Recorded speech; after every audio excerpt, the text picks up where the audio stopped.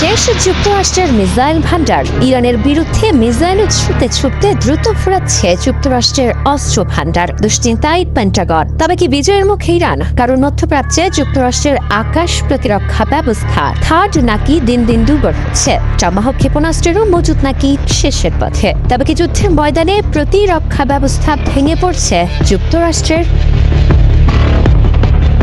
মধ্যপ্রাচ্যের আকাশে শুধু আগুনই না, জ্বলছে এক ভয়ঙ্কর হিসাবও। 4 সপ্তাহে 850টির বেশি টমাহক ছুড়েছে যুক্তরাষ্ট্র। কিন্তু প্রশ্নটা এখন যুদ্ধ নয়, প্রশ্ন হচ্ছে এই মজুদ কতদিন টিকবে। কারণ পেন্টাগন বলছে তারা এখন উইনচেস্টারের কাছাকাছি, মানে প্রায় খালি হাতে যুদ্ধ। যুদ্ধটা এখন শুধু ইরান আমেরিকার নয়, এটা হয়ে গেছে ক্ষমতা বনাম সহনশীলতার লড়াই। 4 সপ্তাহে শত শত টমাহক ব্যবহার, যেখানে বছরে তৈরি হয় মাত্র কয়েকশো।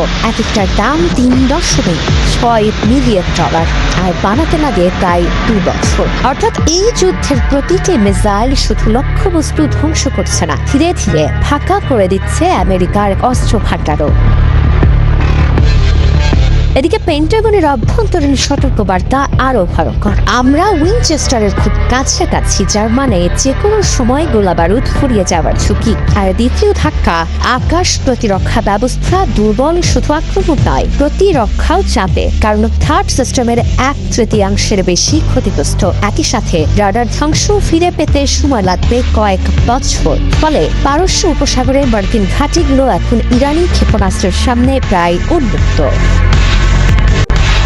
ইরান শুধু আক্রমণ করছে না, তারা পরিকল্পনা করে প্রতিরক্ষা ভেঙে দিচ্ছে। যেমন ইসরায়েলের এয়ার ডিফেন্স দুর্বল করা, রাডার সিস্টেম টার্গেট, মিসাইল উৎপাদন, কারখানা ধ্বংসের পরিকল্পনা। লক্ষ্য একটাই, শত্রুকে শুধু আজ না, ভবিষ্যতের জন্য অক্ষম করে দেওয়া। এই অবস্থায় এই যুদ্ধে বোমা আর মিসাইলের চেয়ে বড় হয়ে উঠছে সহনশীলতার সীমা।